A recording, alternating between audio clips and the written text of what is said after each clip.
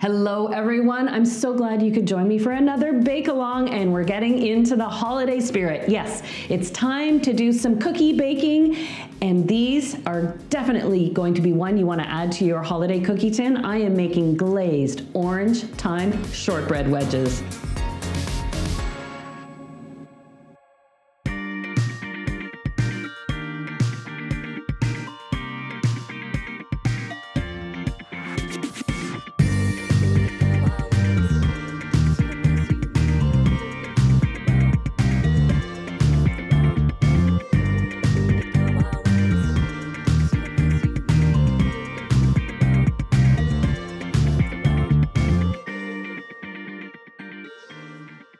Now, when it comes to baking for the holiday season, I like to give you as many make-ahead tips as I can. This is a delicious shortbread recipe, and yes, you can make it well ahead of the holiday season and freeze it. Let me start by getting the dough made first of all. I've already got my bowl. No, that's my butter in the bowl. My butter is in my bowl, and I'm gonna give it a little mix for a second before I add the sugar, just to smooth it out a bit. So I've softened my butter to room temperature. And I am using unsalted butter because, especially when it comes to shortbread cookies, I want to be in charge of the salt. And so you never know, brand for brand or volume, your volume amounts of butter, how much salt you have in your recipe. So let's start with a level playing field. Grab a spatula, get some of that soft butter off my paddle. And now I'm ready to add my granulated sugar. And I have a number of shortbread recipes right here on the channel. Some call for icing sugar, which gives you more of a sandy texture to your, or a softer, dense texture to your shortbread. But the granulated sugar, this more relates to that Scottish style shortbread that's got a real, almost graininess to it, but still is tender and just, it's all about the butter, really. So I've got my butter, granulated sugar, and because I'm using the mixer, I want to draw out the oils from my lemon zest. This is not a lemon, this is an orange. I'm drawing out the flavors from my orange zest when I'm beating my butter and sugar together.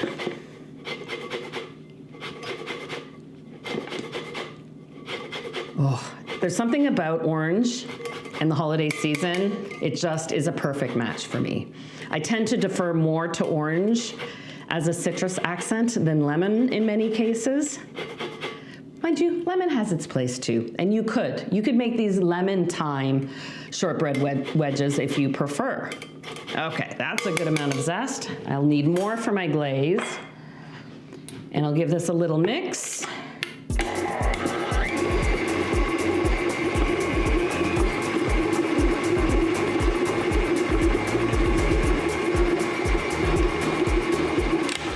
I think these bake-alongs are great because you're watching every step of the process, so you can see where I stop and check things just to make sure things aren't really so smooth and blended here. So I'm gonna go for another couple of seconds here.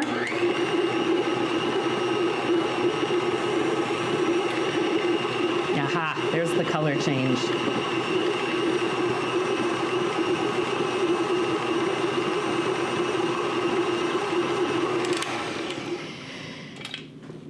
I could see that butter getting a little lighter in color. It's aerating because of the friction of the sugar as the mixer works it against the bowl.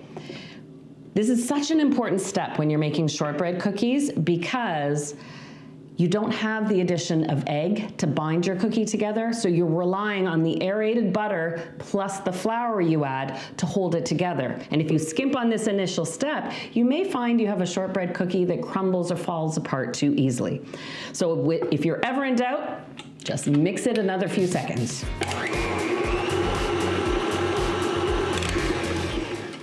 There we go. Okay, now for the dry ingredients. All-purpose flour, that would be expected in a shortbread cookie. You don't have to worry about sifting it at all, which is very, very handy. Now this is interesting. Usually when you make a shortbread cookie, not usually, often, you'll have another dry ingredient that interrupts the protein or gluten development that happens when you add wheat flour. So you want to make it more tender. Sometimes you see shortbread recipes call for cornstarch, some potato starch. In this case, because I'm really going for that kind of crunchy, granular, yet tender shortbread, I'm using a wheat, but it's semolina. So this is fine semolina. You can get coarse and fine semolina, and it's the type of wheat flour you use to make pasta. So it just holds moisture well. But what it does is, because it's more coarse than flour, it really adds a beautiful texture to this shortbread. So when it bakes up, it's crispy yet tender at the same time. So in that goes. And now I'm adding my salt, because I know how much I want to add. And this is just a beautiful ingredient to play with. Not typical in the sweet world. Thyme is used often in savory cooking. It's a background flavor. You put it in chicken stock, in sauces, in any sort of wintry, cozy dishes. But against the orange flavor in this shortbread cookie, that sort of earthiness, more subtle than rosemary, comes through beautifully. So a wonderful addition to a shortbread cookie. So it's finely chopped, so you don't want anyone to get a big bite of thyme in their cookies. And now we mix everything until it comes together.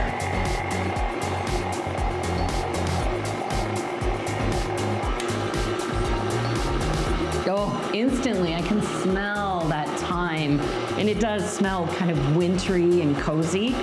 Oh, and when these cookies bake, in combination with the orange, they're spectacular. Now, it is typical with a shortbread dough, because you've got no liquid, you don't have an egg or milk or anything you're adding to it, that it takes a minute or two for the dough to come together. If you wanted to, you could certainly prepare this recipe in a food processor. You just reverse the order of the ingredients. You put your dry ingredients in the food processor first, then you add your sugar and your butter, and you pulse it until it comes together. And as I say that, the dough is coming together.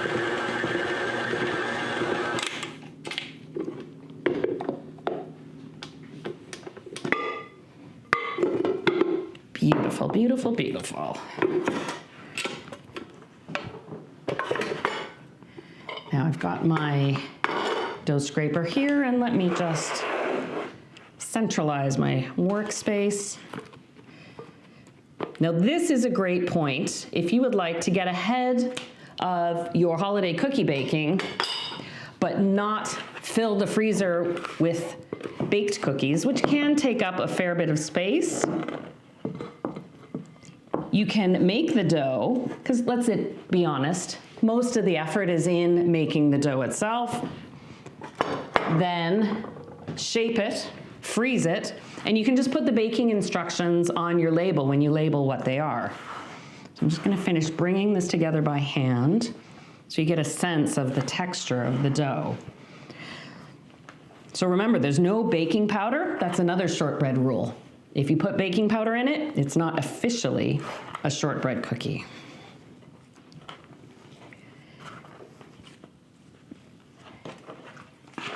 Don't be tempted to add extra flour at this point. You may need a little flour when you're rolling these cookies, but I actually like to let the dough set a little bit. So I give it about an hour in the fridge, or if you want to make these ahead of time, you can make the dough ahead of time, chill it, or freeze the dough, but you really want to soften the dough a little bit before you roll it. So pull them out from the fridge an hour before you want to roll them.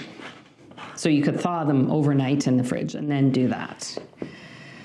So this recipe yields 4 dozen cookies, 48 cookies, and I get 16 wedges from each of these balls. So what I'm going to do, shape them into balls, flatten them, and then however you choose to pack them, to chill or freeze, then they're ready to go. And discs are just simply easy to shape. You're going to actually knead the dough again before you roll it, so the shape isn't as important. So I'll set those aside. And I have some that I've already given a chance to chill.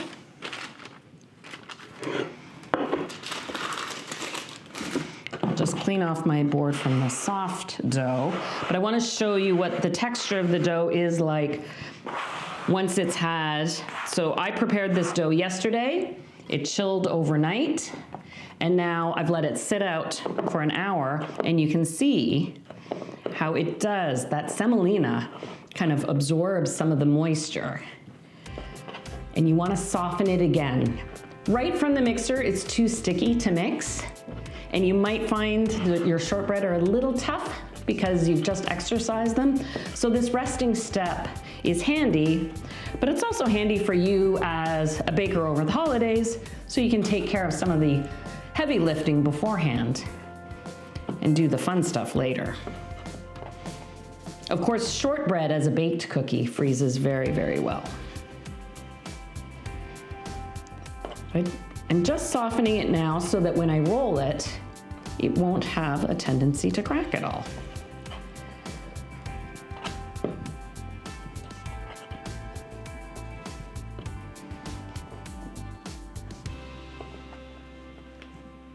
There, it's starting to soften.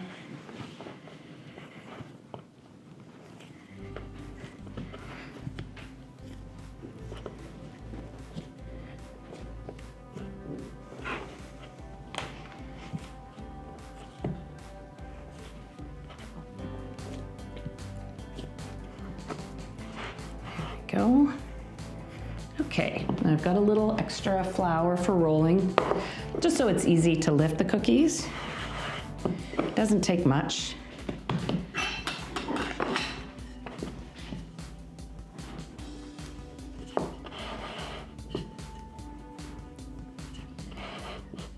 And then just with small, gentle motions, start rolling.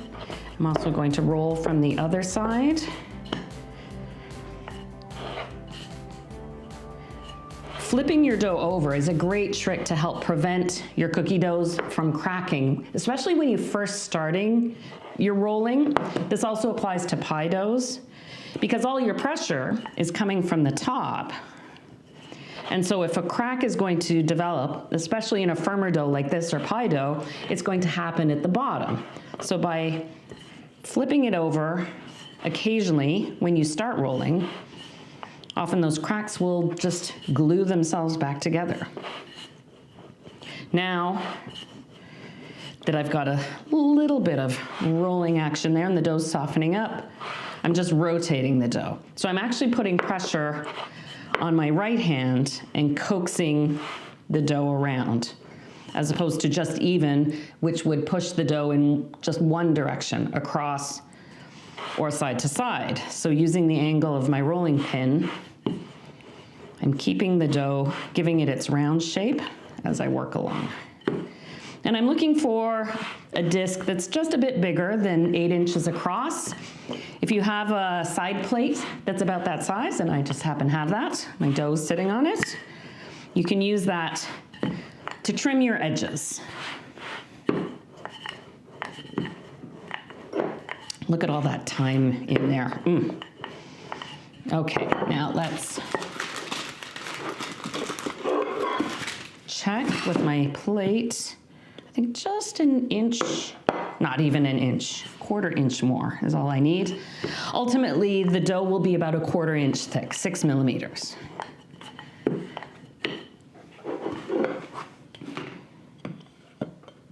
Here we go.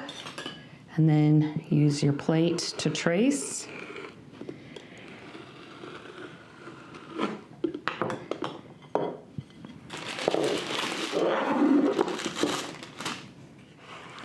And of course, you can save these scraps to re-roll again.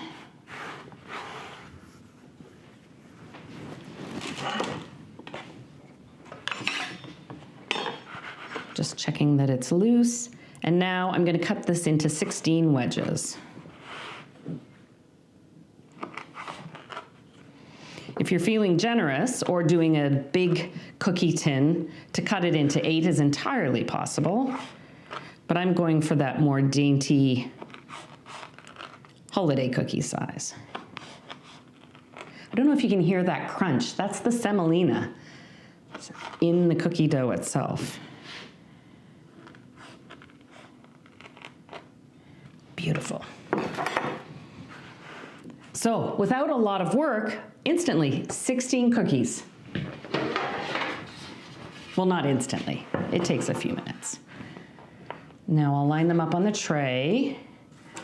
And I've preheated my oven to 350, and these cookies take 12 to 14 minutes to bake. You want to give them time so that the flour cooks out. Just a very hint of browning at the tips and the side edges of the cookie is fine, but they shouldn't brown too much. So that's why if you see them starting to brown at 12 minutes, just pull them from the oven. You can keep rolling with those other 2 discs of dough. I'll pop these in.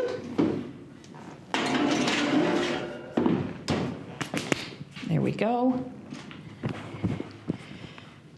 And when they come out of the oven, you can let them cool on the tray. And here they are.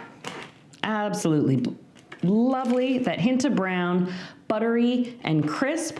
But you know, I don't want to stop there.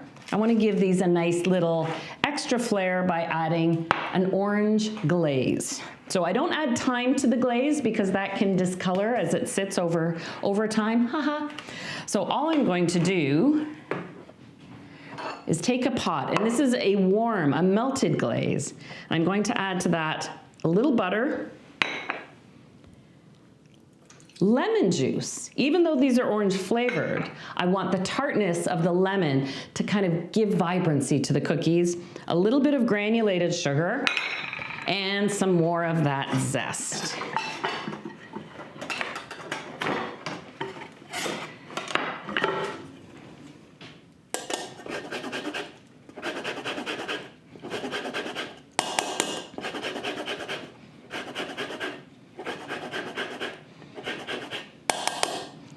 And now I'm going to melt this all together.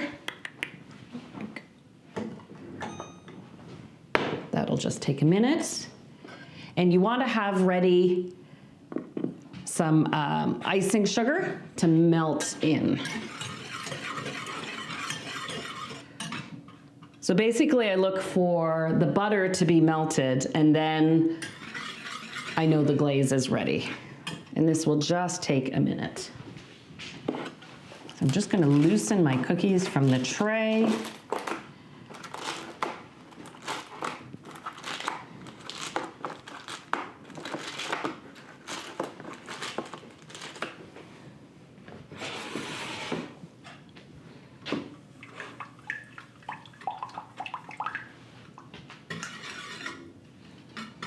I would love to hear from you. You know, I check on the comments below when you post, and if you ask me any baking questions, I try and answer them, but I would love to hear from you. What are some of your favorite holiday cookies? Is there something you bake year after year and it's not Christmas unless you make those cookies? Please let me know, what is your favorite holiday cookie?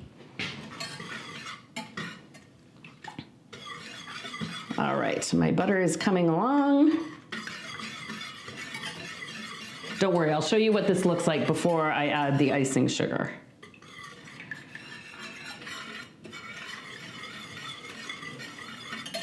If you have a microwave, of course, you could pop this in the microwave.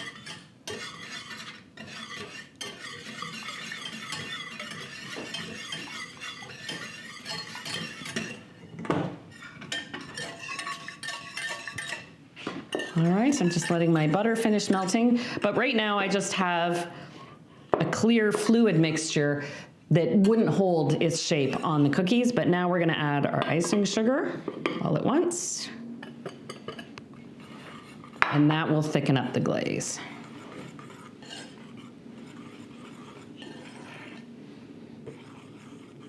And I work with this glaze while it's warm. And it doesn't take long to set. The butter helps it give a really nice satiny finish to the glaze.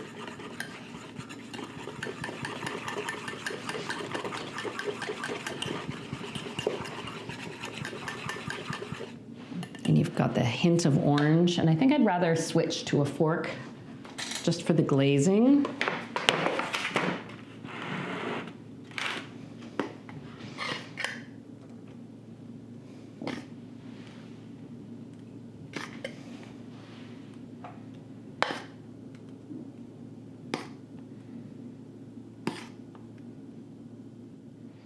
And the glaze takes about an hour to dry onto the cookies. And it just adds that right amount of sweetness. When I first played with this recipe, I sprinkled the tops of the cookies with fresh thyme, and that's fine if you're going to eat the cookies within a day, but otherwise the fresh thyme on top doesn't hold as nicely. Now, if you want to make these, I talked about freezing the doughs ahead of time. What you can do is make and bake the cookies ahead of time, but hold off on the glazing until you pull them out and you're about ready to serve them. And if you want to get a little more festive, well, a few sprinkles is always nice, while the glaze is still soft.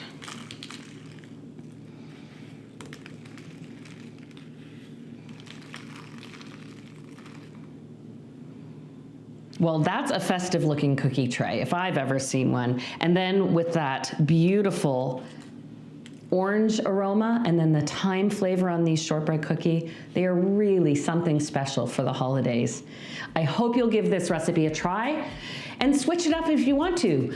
Make it lemon rosemary if you wish, but you've got a good foundation shortbread recipe that will take you through the holiday season. So I hope you will bake along with me and join me again for another delicious recipe.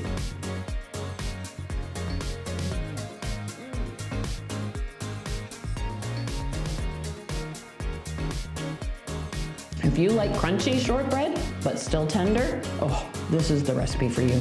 You get the tartness from the orange. And then the thyme kind of comes in at the background. It doesn't overwhelm. Happy baking, everyone. And happy holidays, too.